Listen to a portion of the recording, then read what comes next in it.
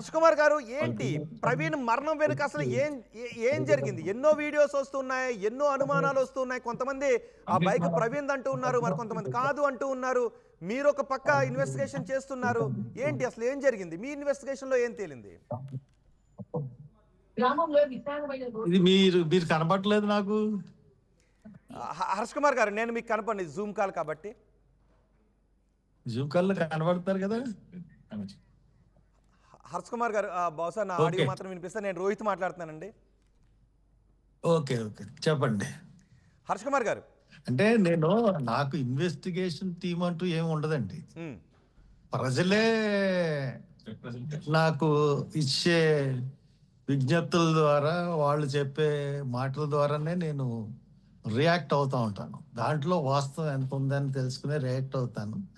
But నాకు ఒక investigation team అదేం లేదు.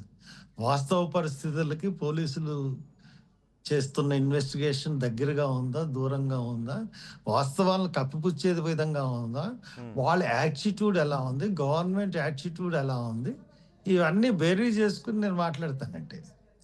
అంటే ఫ్రమ్ ది బిగినింగ్ నుంచి కూడా ఈ కేసుని యాక్సిడెంట్గా చూపించాలన్న తాపత్రయం పోలీసుల్లో కనపడతా ఉంది. ఉమ్. అది నాకు సంశయం నాకు సంశయం కలిగిన విషయం అది. హర్ష్ అందు కుమార్ గారు, ఇక్కడ గురించే ఒక నేను క్వశ్చన్ అడుగుతా. అంటే పోలీసులకు తాపత్రయంగా కనిపిస్తోందా, లేదంటే అక్కడున్న దృశ్యాలు అలా అనిపిస్తూ ఉన్నాయా? రెండూనండి.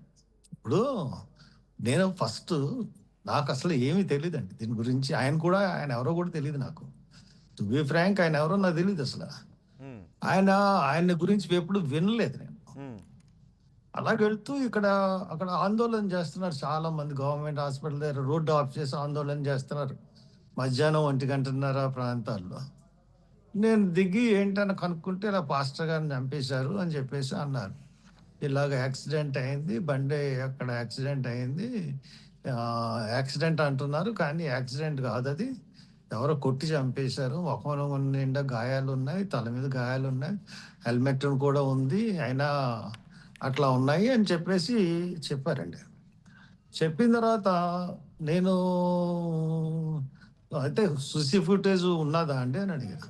సీసీ ఫుటేజ్ 1 గంటలో వస్తుందండి, అయితే నాకు పంపించండి అని చెప్పేసి నేను వెళ్ళిపోయాను ఇంటికి. మళ్ళీ 6ంటికి వెళ్ళాను, జనం చాలా ఎక్కువయ్యారు అనేటోడికల్లా ఉమ్, నేను వెళ్ళాను. వెళ్ళి ఏంటని అడిగితే సి- అక్కడ అవుట్ పోస్ట్ రూమ్లో డిఎస్పీలు ఉన్నారు, అడిషనల్ ఎస్పీ ఉన్నారు, వాళ్ళందరూ ఉండగా వాళ్ళు మేము ఫస్ట్ వాళ్ళ రిలేటివ్స్కే చూపిస్తాం, ఇదంటే ఇది పబ్లిక్ ఇష్యూ అయింది, రిలేటివ్స్కే చూపించడానికి ఆ, కుదరదు, మీరు అందరికీ చూపించాలి అని చెప్పేసి నేను చెప్పినట్టు నాకు చూపించారు. ఓకే. ఒక ఊరి దగ్గర వాళ్ళు అతను కొంచెం బ్యాలెన్స్ లేకుండా బండి నడపడం, ఉమ్, తర్వాత ఇక్కడికి వచ్చేటప్పటికి ఇలా జారిపోతున్నప్పుడు వెనకాల పొగ రావడం. పొగ వచ్చిందో కూడా నాకు అంత క్లారిటీ లేదండి. ఉమ్, వచ్చినట్టుగా వాళ్ళు అంటారు. దాంతో నేను సర్లే, ఇదేదో మిస్యూస్గా ఉందండి, ఇది యాక్సిడెంట్ అని నేను ఖచ్చితంగా అంగీకరించలేకపోతున్నాను. ఇంత ఇలా వెళ్ళిపోతే అంత ఇలా దెబ్బలు తాగడానికి ఛాన్స్ లేదు, పెద్ద స్పీడ్ కూడా వెళ్ళట్లేదు, ఓ 60-70 ఉంటుందేమో, 60-70 కూడా ఉండదండి, 40 ఉంటుందేమో స్పీడ్. ఉమ్, అంత స్పీడ్లో వెళ్తే ఏమైపోతుంది అనేసి నేను అన్నాను. ఎందుకంటే అవతల లారీలు దాన్ని దాటుకుని చాలా ఉమ్, స్పీడ్గా వెళ్తున్నాయి, దాన్ని బట్టి నేను క్యాల్కులేట్ చేసుకున్నాను స్పీడ్.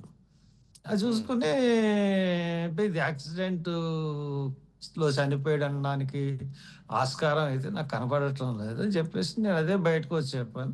కొంతమంది తెలుగుదేశం వాళ్ళు అదే వచ్చి బయటకు చెప్పినట్టుగా ప్రజలు చాలా ఆగ్రహంతో వాళ్ళ మీద తిరగబడడం లాంటిది చేశారు. ఉమ్, సరే అవన్నీ నేను చూడలేదు అనుకోండి, నాకు తర్వాత చెప్పిన విషయాలు. సరే తర్వాత నేను అక్కడే కూర్చున్నాను. పోస్ట్ మార్టం ఏమన్నా చేస్తారా, లేకపోతే అక్కడ రాత్రి 12 వరకు ఉన్నానండి. అంటే పోలీసుల్ని ఏ కేసులోనూ నేను నమ్మనండి.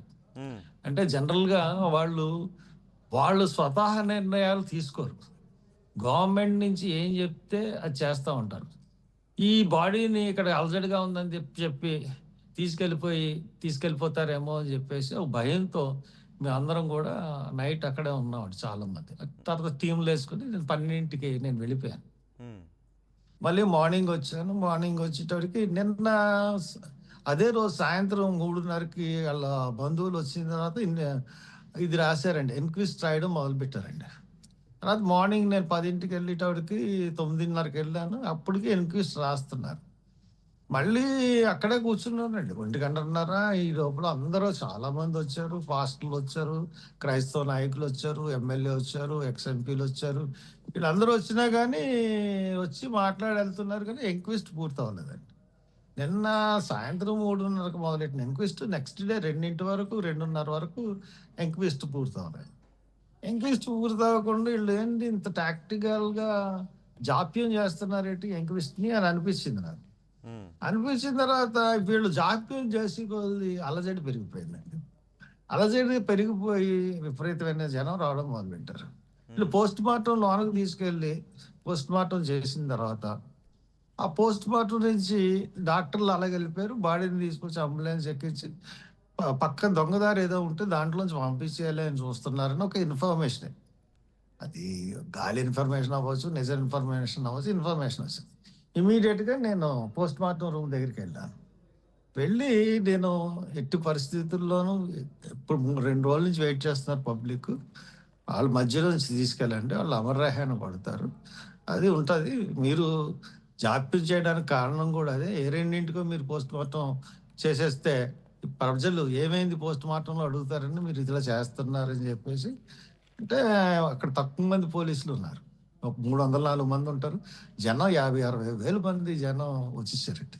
ఉమ్, చాలా విపరీత హాస్పిటల్‌లో నేనెప్పుడు చూడలేదు. అంత జనం వచ్చేసేటప్పటికి నేను ప్రతి ఓళ్ళది అసల యాక్సిడెంట్ అన్నా, కాదు అన్న మాట తప్పితే చంపేశారు. ఉమ్, అంతకుముందు వరకు అతను ఎవరో ఆయన గురించి తర్వాత వీడియోలు అయి చూడడం మొదలుపెట్టాను నేను. ఉమ్, కొంచెం జ్ఞాని చాలా ఇంటలెక్చువల్‌గా మాట్లాడుతున్నాడు అని నాకు అనిపించింది. ఒక చంపేశారు అనడానికి ఆ మాటలు అంటే ప్రొవోకింగ్‌గా లేవు గానీ బట్ ఆహ్, చాలా చాలా జ్ఞానంతో కూడిన మాటలున్నాయి అతని దగ్గర. ఉమ్. క్రిస్టియానిటీని ప్రైజ్ చేస్తున్న మాటలున్నాయి.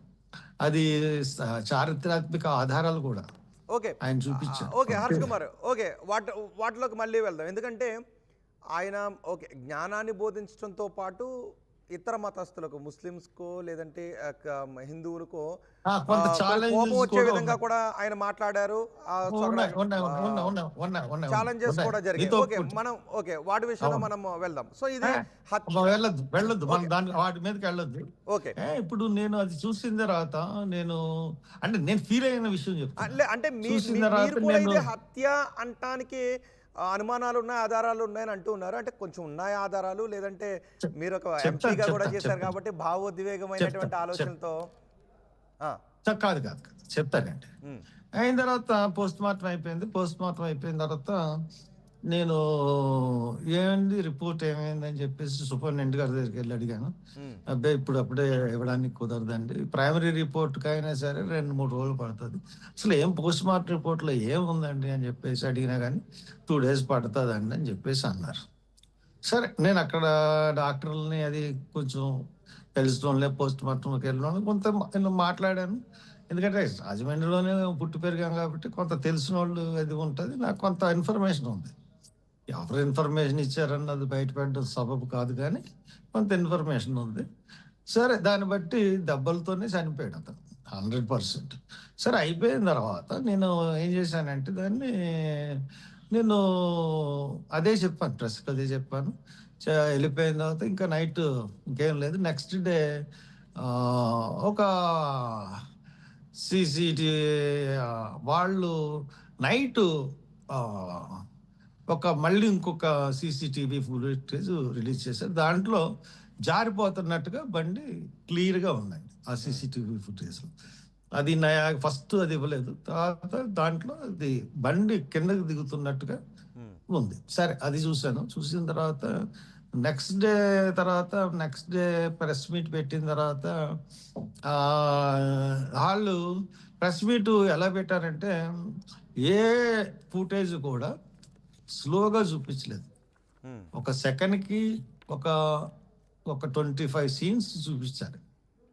అంటే బిట్ కింద చూపించాలి. స్ప్లిట్ ఆఫ్ సెకండ్ని ఒక సెకండ్ని 10 టైమ్స్ ఎన్లార్జ్ చేసి చూపించాడు. ఆ ప్రెస్ మీట్లో అటువంటిది ఏమీ లేదు. అయితే దాని తర్వాత వాళ్ళు చూపించిన దాని తర్వాత నాకు అనిపించింది ఏంటంటే, తర్వాత చాలామంది వాళ్ళ దగ్గరోళ్ళు కూడా విశ్లేషణ చేసిందంటే, కొవ్వూరు దగ్గర ఉన్న మనిషి ఈ ప్రవీణ్ కాదు అన్నది పెద్ద చర్చనీయాంశం అయింది. నేను అప్పుడు అంతకుముందు ఈ వీడియోలు అన్నీ దగ్గర పెట్టుకుని చూసినప్పుడు నాకు అక్కడ బండి స్టాండ్స్, అతను అక్కడ చాలా స్ట్రైట్గా హ్యాండిల్ తిన్నగా పెట్టు కూర్చున్నాడు. తర్వాత అతనికి బుల్లెట్ కింద కాళ్ళు అందే పరిస్థితి అన్నది నాకు కనపడలేదు. ఇక్కడ కొవ్వూరు వచ్చేటడికి 2 కాళ్ళు కింద పెట్టున్నాయి. ఒకసారే మనిషి అంత పొడుగు వెళ్ళిపోవడానికి ఛాన్స్ లేదు. అతను మామూలుగా బుల్లెట్ మీద కూర్చుంటే 2 కాళ్ళు కిందకి అందవు. అటువంటిది దీంట్లో అందుతున్నట్టు ఇలాగా చేస్తున్నట్టుగా అనిపించింది. దాంతో నాకు డౌట్, ఇది మనిషి బండి డ్రైవ్ చేసిన మనిషి మారిపోయాడు అని అనిపించిన తర్వాత నేను స్పాట్కి వెళ్ళి చూశాను. నేను ఇప్పుడు ఛాలెంజ్ చేశానంటే, నేను పోలీసులకు కూడా ఛాలెంజ్ చేశాను. నేను ఇది ఖచ్చితంగా యాక్సిడెంట్లో చనిపోయాడు అని నమ్మను. కారణం ఏంటంటే అది చిన్న గొయ్యండి, ఒక 3 అడుగులు 4 అడుగులు ఆ గోతిలో పడిపోతుంది. మనిషి చనిపోవడానికి ఆస్కారం లేదు. అది గ్రానైట్ రాళ్ళతో డ్రైనేజ్ కట్టారు. డ్రైనేజ్లో నీళ్ళు ఏమీ లేవు, ఆకులు అలగంలో పెరిగిపోయినాయి. బట్ స్ట్రాంగ్, దెబ్బలు తాగడానికి ఆస్కారం ఉంది, కాళ్ళు చేతులు ఇరిగిపోవడానికి ఆస్కారం ఉంది ఆ స్పీడ్లో వెళ్ళినాం. అంతేగాని హెల్మెట్ పెట్టుకున్న మనిషి, ఎందుకంటే జారుతున్నప్పుడు కూడా హెల్మెట్ చూసాం. తర్వాత హెల్మెట్ని పక్కన పెట్టేసి బూట్లు వేసుకున్న మనిషి బూట్లు పక్కన పెట్టేసి బాడీని తీసుకునేది. మరి ఎందుకు హెల్మెట్ని అక్కడ పెట్టారు? హెల్మెట్ అలాగే బాడీని యాజ్ ఇట్ ఈజ్గా తీసుకుని వెళ్ళారు. హెల్మెట్ అక్కడ వదిలేశారు.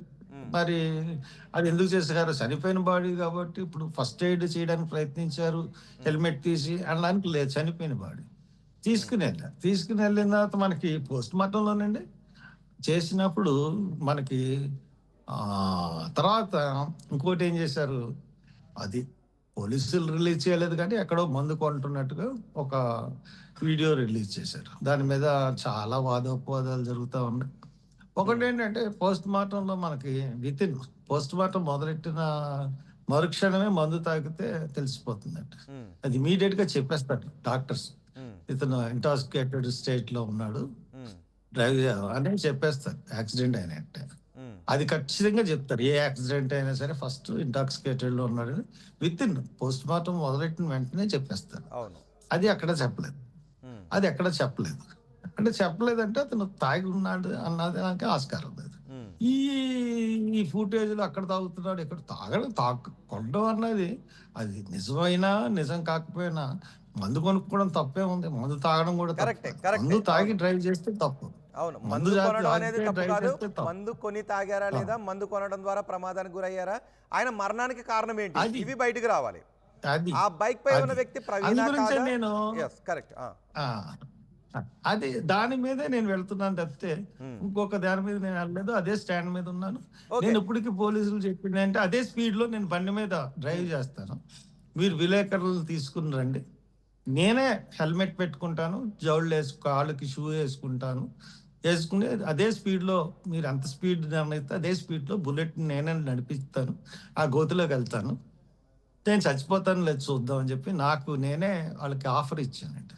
అంటే అఫ్ కోర్స్ ఒప్పుకోరు కానీ, అంటే అట్లీస్ట్ ఇంకొకటి ఏంటంటే, హర్ష్ కుమార్ గారు, నేను ఇక్కడ ఒక మాట ఎందుకు అడగాలనుకుంటున్నానంటే, ప్రమాదాలు రకరకాలుగా జరుగుతాయి. ఒక్కొక్క ప్రమాదానికి పోలికే ఉండదు ఎక్కడ కూడా.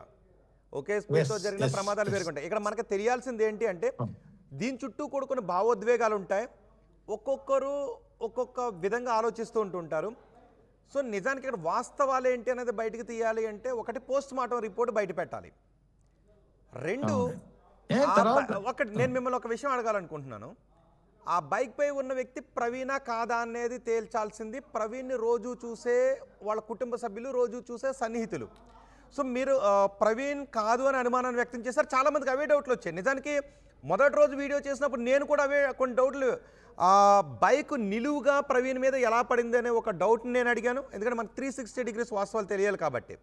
అంటే దూరంగా చెక్క ముక్కల మీద బ్లడ్ ఎందుకు ఉంది, ఇలాంటి డౌట్లు కూడా మనం వెళ్ళిపుచ్చాం. అలాగే అంటే దాని చుట్టూ ఉన్న డౌట్స్ ఏంటి, వాటి చుట్టూ ఉన్న క్లారిటీలు ఏంటి అనేది కుటుంబ సభ్యులను అడిగితే ఆ వ్యక్తి ప్రవీణా కాదా తెలిసిపోతుంది. సో మీకు ఆ అవకాశం ఉంది కాబట్టి మీరు ఏమైనా ట్రై చేశారా ఒకసారి కుటుంబ సభ్యులతో మాట్లాడ బైక్ పై ఉన్నది అంటే ప్రవీణా నాకు కాదని? కుటుంబ సభ్యులతో టచ్ లోకి నేను వెళ్ళలేదండి. వాళ్ళ కుటుంబ సభ్యులతో నేను ఎవరో మాట్లాడలేదు, నేను మాట్లాడలేదు. అంటే ఒకవేళ వాళ్ళ కుటుంబ సభ్యులతో బావమరుదులు మాట్లాడితే క్లారిటీ వచ్చినప్పటికి వచ్చేస్తుంది. హర్ష కుమార్ గారు కుటుంబ అప్పటికి సభ్యులు కాదు, ఫస్ట్ డేని ఈ పోస్ట్ మార్టం కి తీసుకెళ్లి ఎంక్వైరీ జరిగేటప్పటికి ఈ ఫుటేజ్లు ఏమి రాలేదండి. ప్రపంచంలో ఏ మూల ఏ క్షణం ఏం జరుగుతుందో వేగంగా తెలుసుకోవడానికి తొలి వెలుగు వాట్సాప్ ఛానల్ని ఫాలో చేయండి.